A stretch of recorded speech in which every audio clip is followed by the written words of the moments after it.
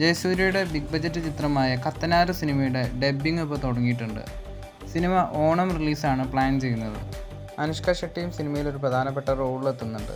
കടമറ്റത്ത് കത്തനാർ എന്ന ക്യാരക്ടറിനെ ബേസ് ചെയ്ത് വരുന്ന ഈ ഒരു സിനിമ ഒരു ഫാൻറ്റസി ആക്ഷൻ ത്രില്ലർ ജോണറിൽ വരുന്ന ചിത്രമാണ്.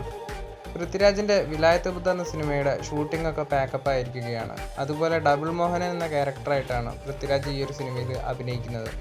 വിലായത്ത് ബുദ്ധ എന്ന നോവലിനെ ബേസ് ചെയ്തുകൊണ്ടാണ് സിനിമ ഒരുക്കിയിരിക്കുന്നത്. വരുന്ന റിപ്പോർട്ടുകൾ പ്രകാരം ഓണം റിലീസാണ് സിനിമ പ്ലാൻ ചെയ്യുന്നതെന്നാണ് അറിയാൻ സാധിക്കുന്നത്.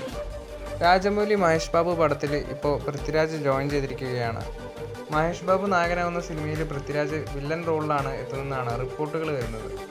അതുപോലെ 1000 കോടി ബജറ്റിലാണ് സിനിമ ഒരുങ്ങുന്നത്. ബേസിൽ ജോസഫിൻ്റെ മരണമാസം എന്ന ചിത്രം ഏപ്രിൽ 10-നാണ് റിലീസ് പ്ലാൻ ചെയ്യുന്നത്. ഒരു കംപ്ലീറ്റ് കോമഡി എൻ്റർടൈനറാണ് സിനിമ. കേരളത്തിലെ ഐക്കൺ സിനിമാസും ഓവർസീസിലെ ഫാർസ് ഫിലിംസുമാണ് സിനിമ വിതരണത്തിന് എത്തിക്കുന്നത്.